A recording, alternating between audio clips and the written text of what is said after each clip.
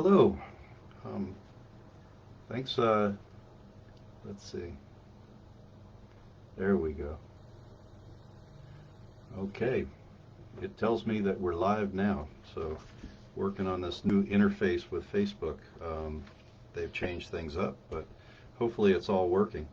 So, tonight I was just going to give those that were interested an overview of our special session number 4. Came back down here to Juneau for the special session, and we gavelled in yesterday, and what we're working on is whenever you have a special session, that probably won't focus. The poor camera will get confused, but the governor issues a proclamation which defines what you're going to cover. So it's not like you can come down and work on just any legislation. It's a limited call, and in this case, I'll just read these off. The items that are on the call is an act making appropriations for a supplemental 2021 permanent fund dividend for eligible Alaskans. Next is an act or acts relating to the permanent fund dividend program.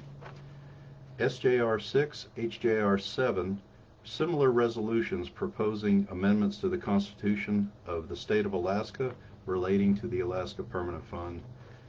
SJR 5, HJR 6, or similar resolutions or acts proposing amendments to the Constitution of the State of Alaska relating to an appropriation limit. That's an important one. We'll come back to that one later. And the next one is the one I worry about the most, an act or acts relating to measures to increase state revenues. And we'll talk a bit more about that. There's quite a bit moving on that front. So in this wording, it's always interesting to notice how specific it is. If it specifically names a certain piece of legislation, or if it names other, or that there's options where it says or similar resolutions. Or acts, and so you're dealing with whether or not they're constitutional resolutions or even just a bill, with the big difference being, of course, whether you're amending the Constitution or you're just passing a piece of legislation. So there's a lot of important details in the wording of these brief statements.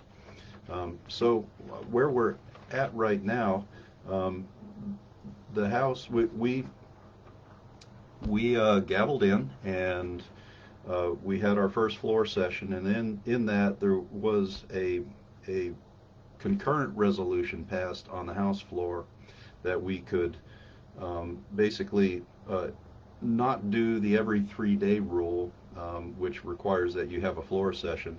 And the reason for that proposal was that the work would be with the committees, and there wouldn't be much benefit, I guess, in doing repeated floor sessions.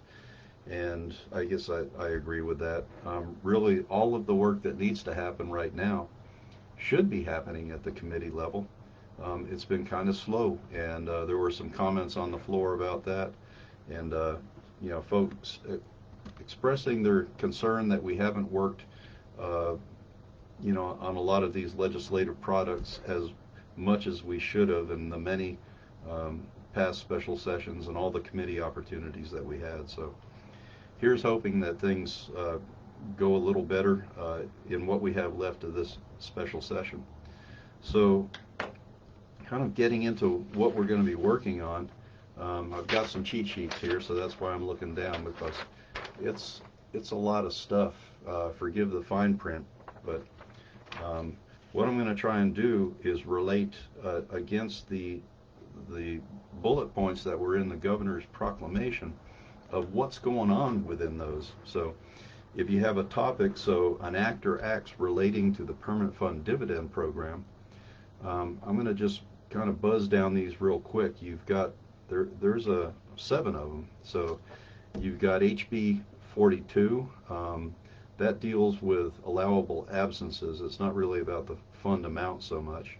You have HB 73, the Permanent Fund Advisory Vote. That's the governor's bill being carried in the House. There's a companion to it in the Senate, as there often is. HB 97, that's an interesting one.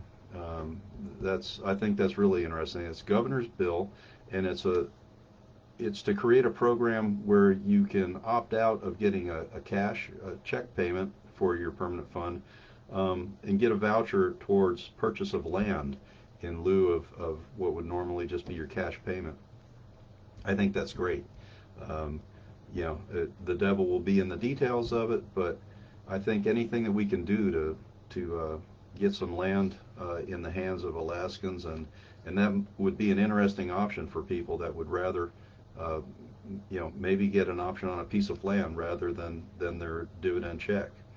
Nice thing about that, it monetizes an existing asset that we have. We've got a lot of land, just not much of it in the hands of the people. So I think that I'm glad to see that one on the list here.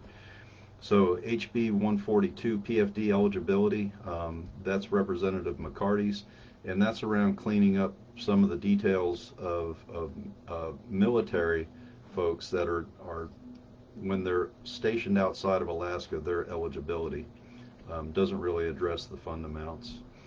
HB 158 by my friend Representative Prox, and that's an interesting one because what that does, it creates a pick, click, give that you can do with basically to give back to the state, to the general fund. And why you would need a mechanism like that is that if you think if you don't subscribe to the permanent fund, that just means that money that you don't subscribe to for yourself remains as part of the pot to get divided. And so this bill, and again that's HB 158, that creates a mechanism where you can say, well, I'll take my share, but then I'll hand a certain amount of it back to the permanent fund or to the general fund.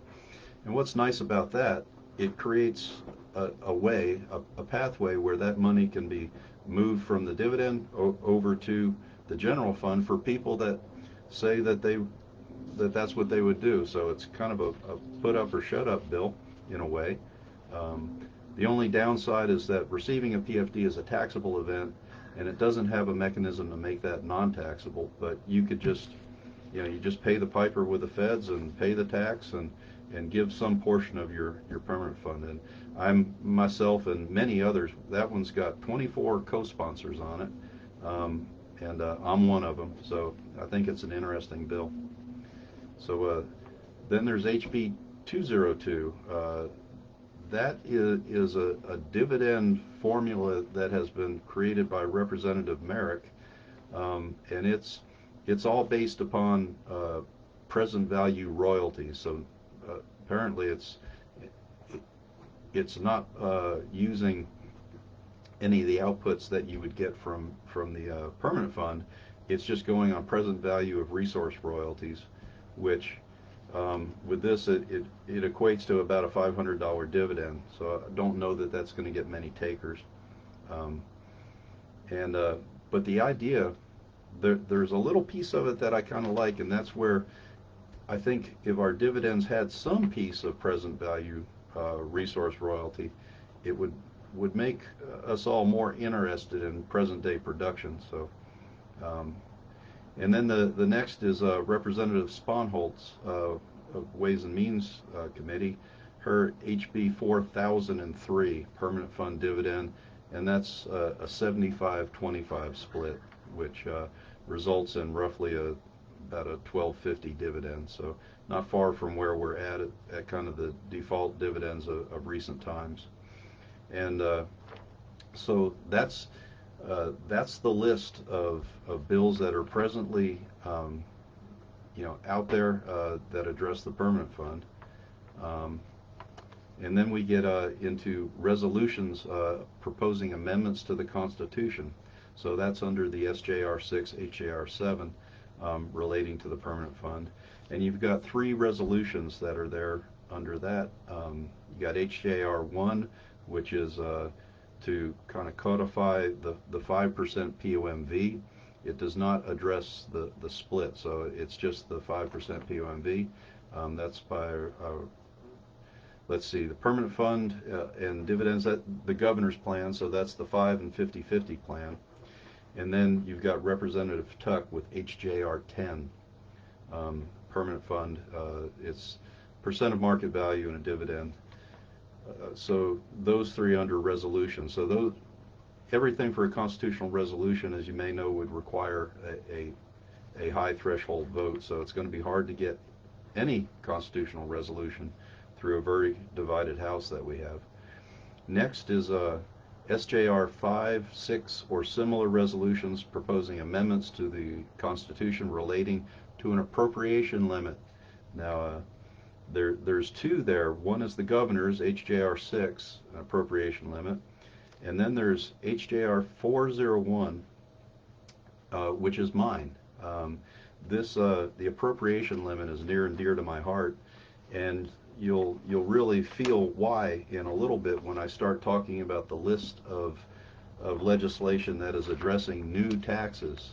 And I feel that if we do not have an appropriation limit that covers the other sources of revenue that may be coming up, that we could be in trouble. We could grow government if we don't have a limit on it. Right now, about the only real appropriation limit that we have, it really is the 5% POMV that was passed in SB 26. So that sets at least a limit on what can come out of the permanent fund, and then the portion of that goes to state spending. That's really what all of the uproar is about right now in terms of creating a dividend and how that's split. But at least it prevents more than that from coming out.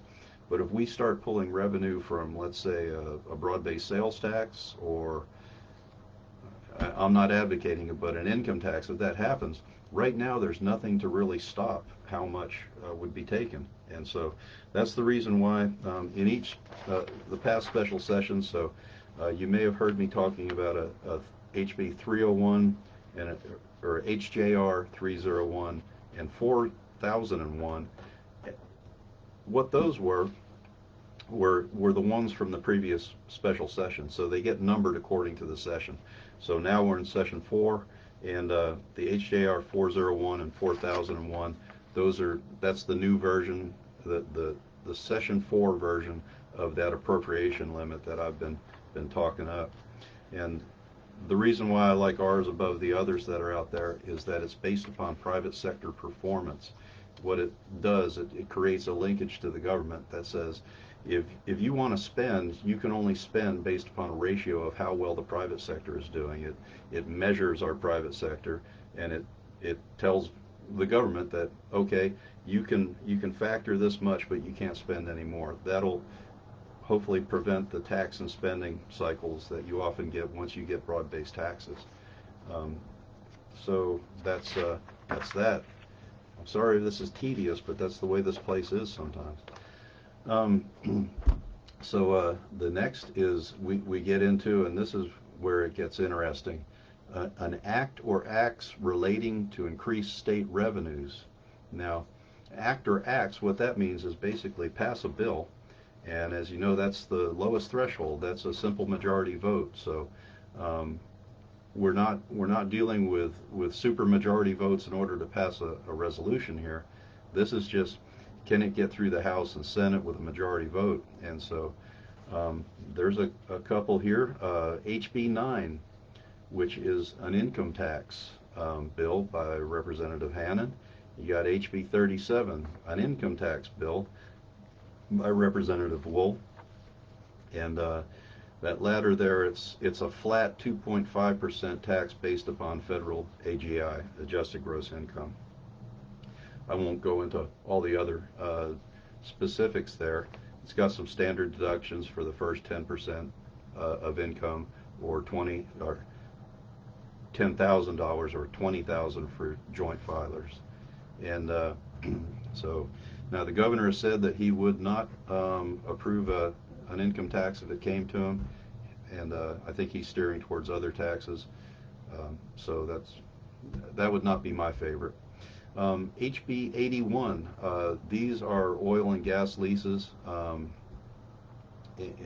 so some of these taxes address our oil and gas leases, and that passed the House unanimously. It's now with Senate Finance.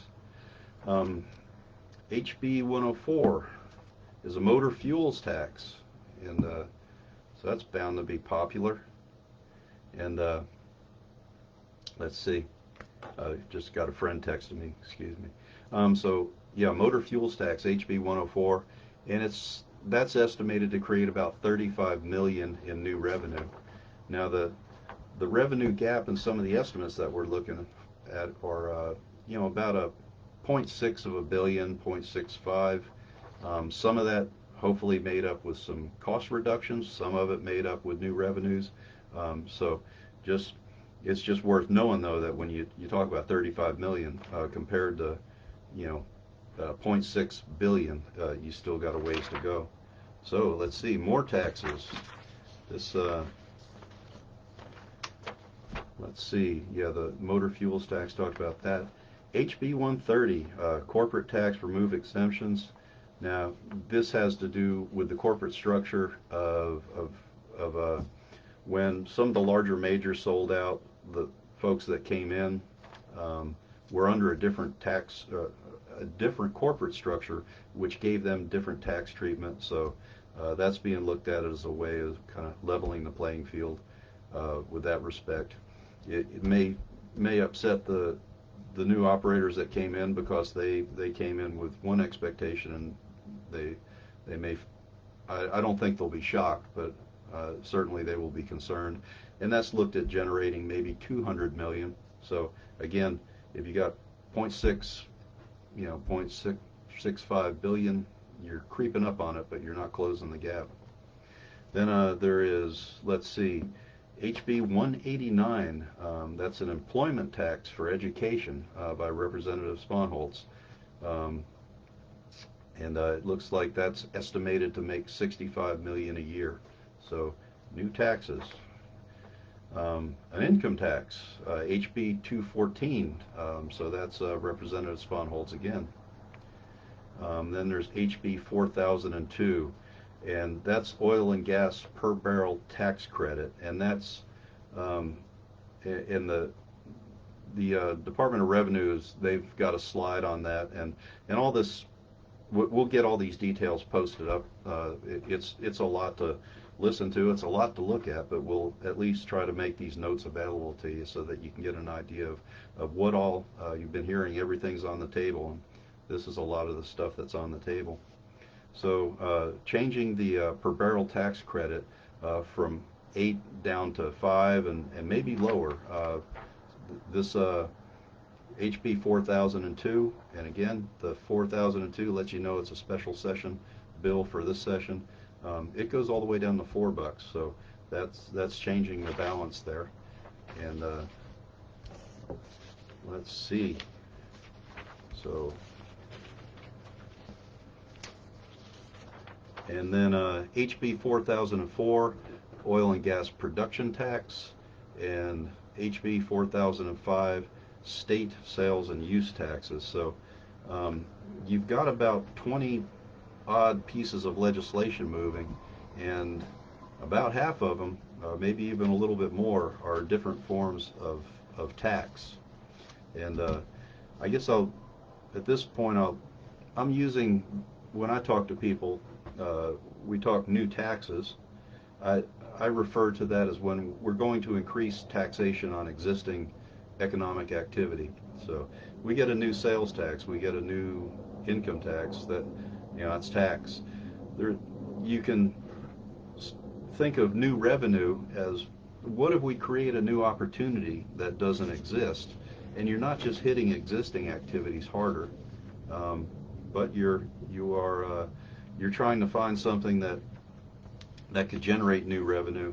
I don't know, state lottery, allowing some gambling in card rooms, things that right now that we don't do, that if we had them, they might create new revenue.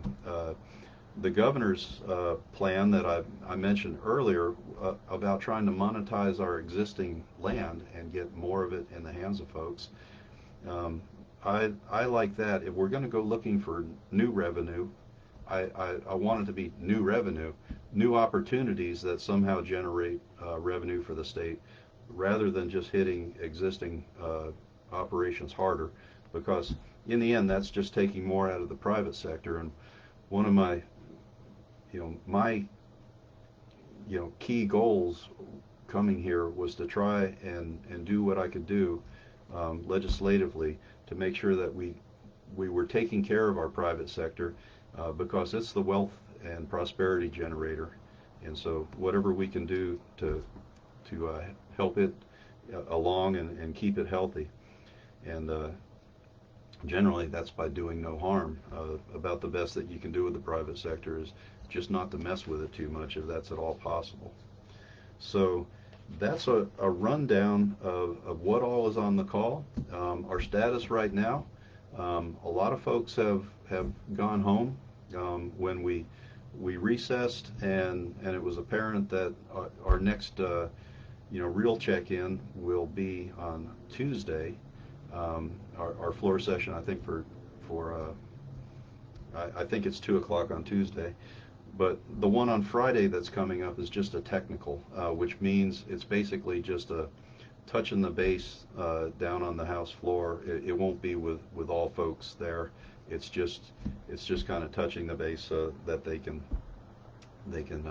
comply with the legislative process as amended that we're operating under right now. So myself, I've been doing work on some upcoming legislation. The big piece that I have in the game right now is that appropriation limit. And again, I believe that a good appropriation limit is foundational, because that will help keep us from getting into this boom and bust tax and spend situation that we could get in, especially if we do create new broad-based taxes, be they sales tax, income tax, any of the other forms of tax that aren't covered by the restrictions of the current 5% POMV.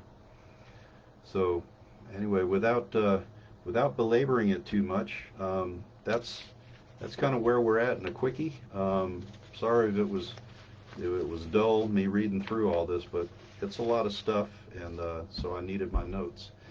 And anyway, we'll get to work on summarizing these notes and posting them up along with this video, which we'll keep up online. If you have any questions, I think everybody knows how to find me, and so just shoot me comments or a message, and I'll sure reply back. Always love hearing from folks and letting people know what we're trying to do down here. So hang on, I've got another message coming in.